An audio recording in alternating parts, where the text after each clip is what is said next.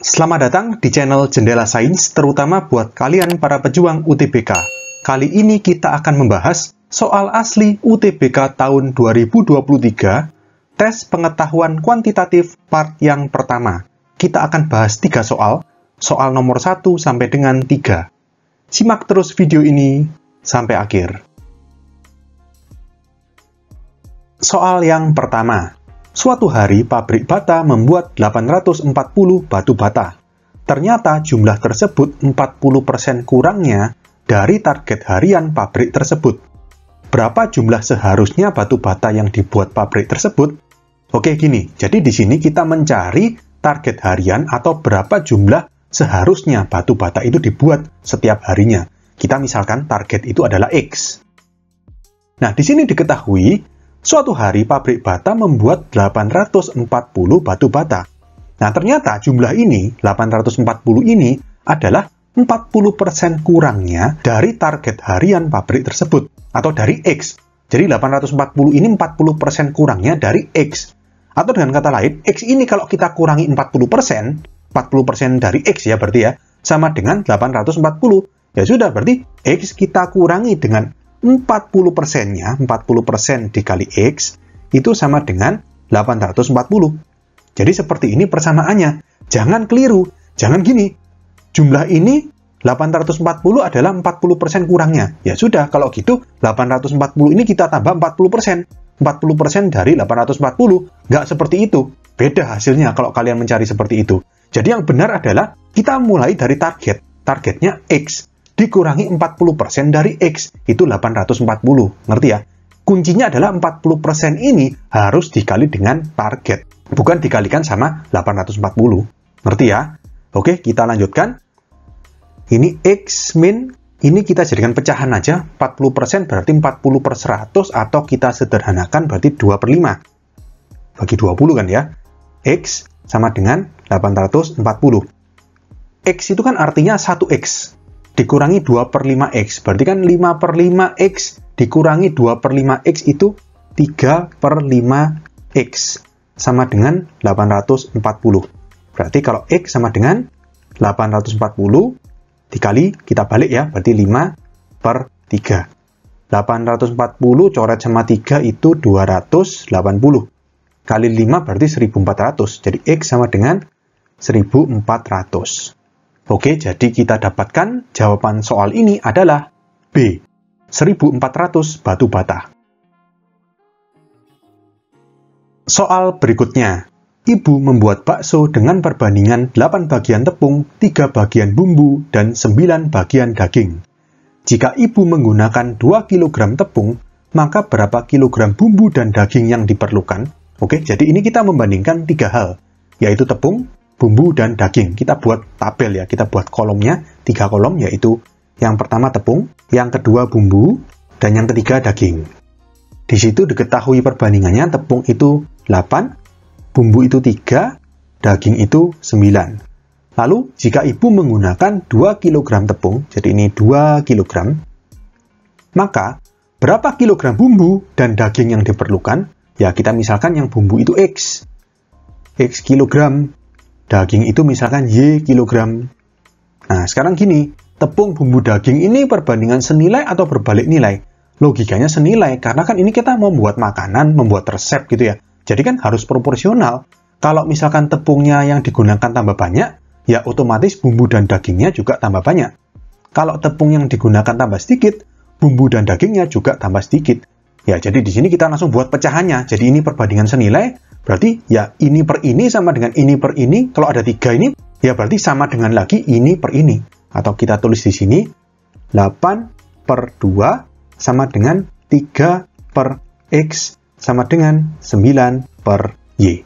Nah, kalau di sini tanda sama dengannya ada 2 gimana? Ya gini, kalau misalkan ada A sama dengan B sama dengan C, ini bisa kita ambil A sama dengan B saja, bisa juga A sama dengan C saja, bisa juga B sama dengan C.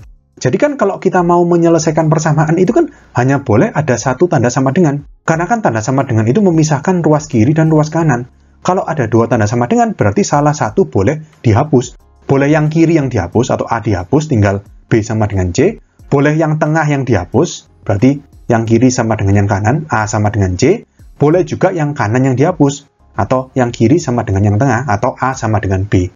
Jadi di sini kita kan mau mencari X dan Y, ya harus kita hitung satu persatu. Misalkan kita mau menghitung X, ya sudah yang 9 per Y ini kita hapus, tinggal yang kiri sama dengan yang tengah, 8 per 2 sama dengan 3 per X. Kita salin di sini, 8 per 2 sama dengan 3 per X. Tinggal kita hitung, 8 sama 2, coret, 4 ya. Kali silang, berarti 4X sama dengan 3. Berarti X sama dengan 3 per 4. Di situ jawabannya dalam bentuk desimal, ya sudah. Kita ikuti aja, X sama dengan 0,75. Sekarang kita cari Y, berarti yang tengah yang dihapus, B-nya dihapus. Jadi A sama dengan C, yang kiri sama dengan yang kanan. 8 per 2 sama dengan 9 per Y.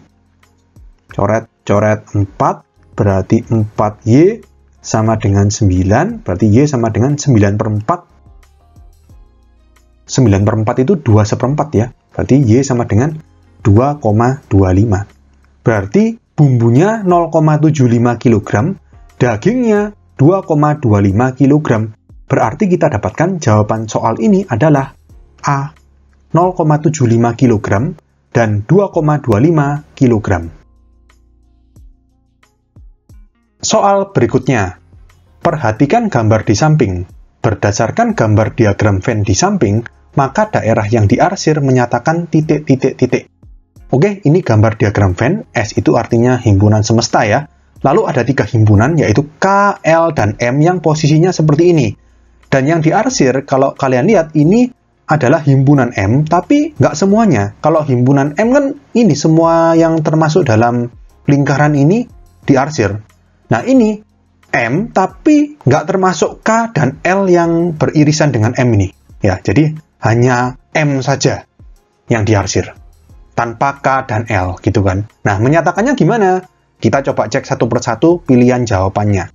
Yang pertama, K irisan M irisan L. Masih ingat ya, tanda U kebalik artinya irisan. Irisan itu berarti yang termasuk di keduanya, atau kalau 3 gini termasuk di ketiga-tiganya. Berarti kalau digambar yang mana? Mana daerah yang termasuk dalam ketiga himpunan ini? Nggak ada ya, karena K dan L ini saling lepas. Nggak ada irisannya. Kalau K dan M, irisannya ada, ini. L dan M, irisannya ada, ini. K dan L nggak ada. Jadi kalau misalkan K irisan M irisan L, yang termasuk dalam tiga-tiganya, ya nggak ada. Jadi A ini nggak mungkin.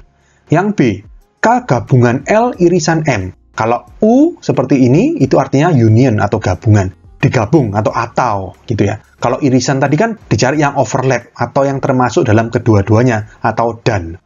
K gabungan L itu berarti K digabung sama L. Ya berarti K sama L ini.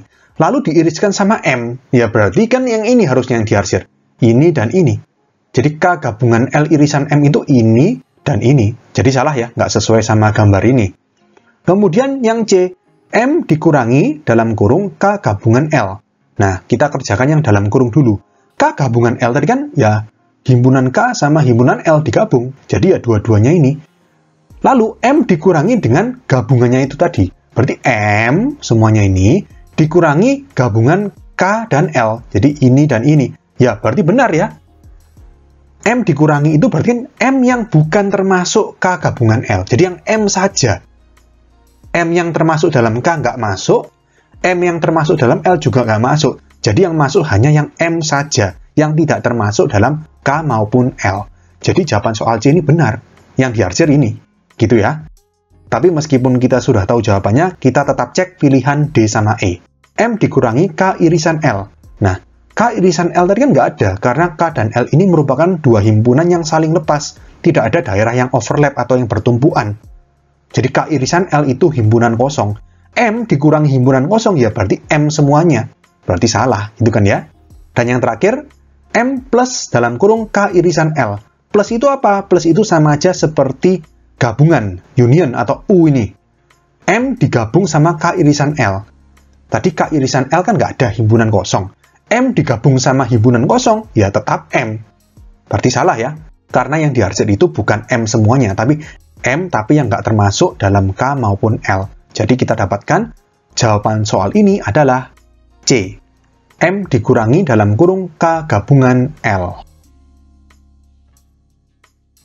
Oke, sekian untuk video kali ini. Untuk melihat pembahasan soal-soal UTBK lainnya, bisa kalian klik thumbnail playlist yang ada di sebelah kanan atas ini.